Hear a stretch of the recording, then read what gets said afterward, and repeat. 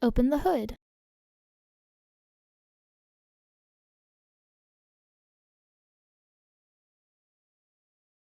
Remove the access panel from the left side of the cowling. Push down on the tab at the top of the filter cover to remove it. Remove the old filter from the frame.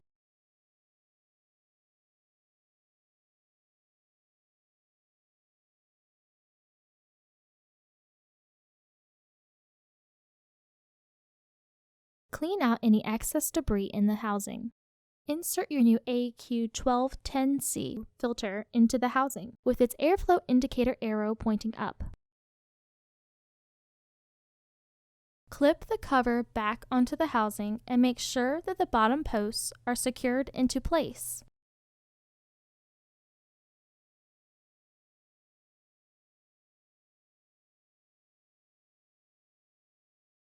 Reinstall the access panel.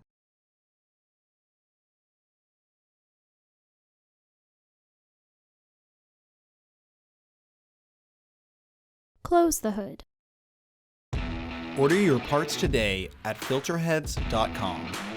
Also, please like our video and subscribe to our channel so you won't miss any new content.